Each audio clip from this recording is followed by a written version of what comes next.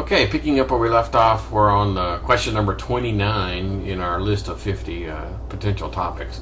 And this one's about N-tier architecture. Now, I went into a little bit more detail than the book did about a specific 3-tier architecture. And it'll probably be one of those, which of the following are true of the N-tier architecture, and I'll rattle off a couple of things. Drawing a lot from my lecture more than, say, in the book.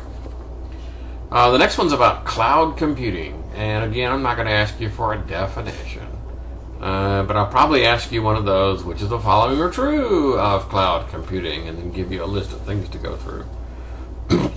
Batch processing, I may give you a scenario and say, is this batch processing? Or I might ask you a scenario, where is it still being used, or something of that nature.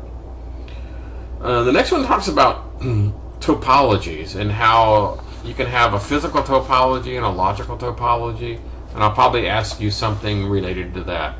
I'll pick a specific one, you know, a bus, a tier, a ring, mesh. I'll pick one of those and ask you a specific question about it. The next one is on star topology, and I'll ask you a scenario-based question about is this uncommon, or is this common, or is this normal, or that kind of a question. It'll be scenario-based with regard to a star topology. The next one is about mesh. I talked a bit about a wireless mesh example.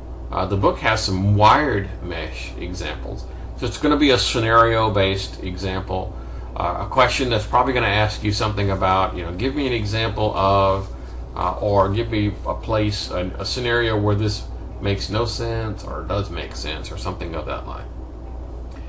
The next one talks about the capability maturity model, that guy, and I talked about how the little stair-step diagram, if you remember how that looks like.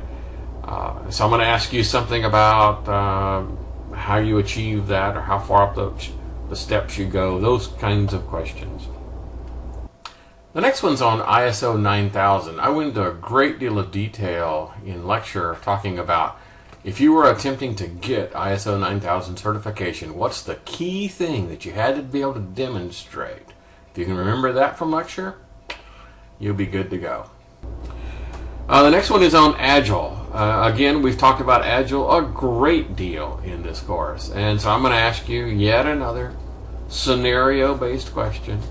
It may be one of those things talking about under this circumstances, would Agile work well, or under these circumstances, would Agile not work well, or something along those lines. The next one's going to talk about cohesion and coupling. I warned you guys that was going to be on the test, and by God it is. And again, I'm not going to ask you to define it. I'm probably going to give you a scenario and say, is this true? That'd be a good true-false kind of a question. The next one talks about unit testing, and I mentioned something in that, not exactly in the book, although you could almost infer, about where unit testing is taking place and how it's done, you know, those kinds of scenarios. Let me scroll the list up a smidgen. So, unit testing. The next one is going to be talking, I added an extra category on the testing. Okay? And if you can remember from lecture what that category was and give me an example of it, you will be primed and ready for the test.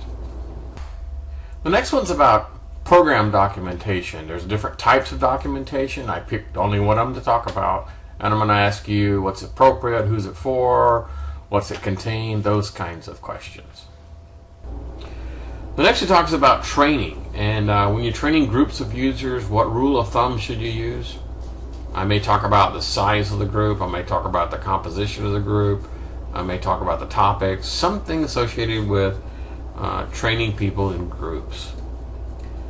The next one talks about the system changeovers. You remember how there's like 4 or 5 different techniques you can use for when you stop using the old system and start using the new, and how there's some advantages and disadvantages of each. I'm probably going to ask you a very simple, which one of the following is, you know, fastest, cheapest, least risk, one of those things.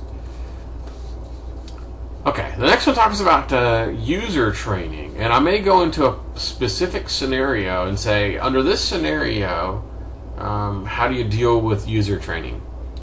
Because I'll tell you that a lot of people don't consider all the requirements for user training. They think that once the software gets installed, that they're done, and that's obviously not the case.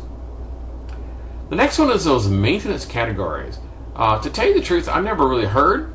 I'm being totally honest, guys. I never even heard of some of those categories, but it's pretty cool stuff. And so, yes, I'm going to give you which of the following are true of maintenance categories, and I'm going to say, is this an example of preventive maintenance? Is this an example of corrective maintenance? Boom, boom, boom, boom, boom, boom, boom, and you just go down the list. Yes, no, yes, no, yes, no, round down the list. Version control. I gave an example about how a piece of software that I use has poor version control, and bugs keep sneaking back into new versions of the software. I'm going to ask you either how version control would prevent that, or give me an example where that's true, or some sort of a scenario-based question regarding version control. Okay. The next one is baselines. I may ask you a scenario-based question like, why the heck should I even do baselines? What's the point? Or I might ask you, how would you use baselines under this scenario? Or under what scenario would a change in baseline, trigger something? Those kinds of things.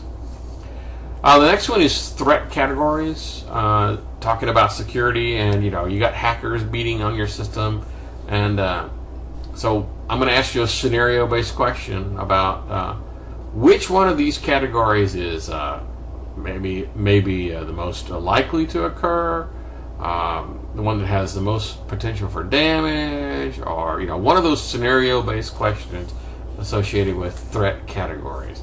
Now, it could be that the question wasn't specifically answered in the book, although they kind of allude to it. So there's kind of a nice edge there on whether or not you're going to find this in the book or not. The next one talks about backups and my personal philosophy on backup and restore and business continuity.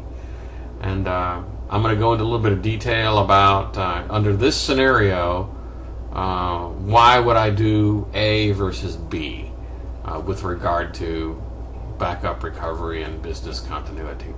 So I'll paint you a scenario-based question and ask you why I prefer one option versus another. The last one on the list is obsolescence, and there's a whole series of reasons why you might want to swap out a piece of hardware, software. It could be failing, or there could be a new piece that'll do it so much better or cheaper. All the thousands of reasons of why you might claim that your system is now obsolete and needs to be replaced. I'll probably ask you something along the lines of all those reasons, which is the most important or the most often cited reason, or something like that. Some sort of a scenario-based question regarding when you typically determine when a system is old. Okay, ladies and germs, that is it. We are done. I wish you guys well on your final exam, and hey, this will be my last video, so perhaps I'll see you in person, or perhaps yet another online video in some future semester. Good luck, guys.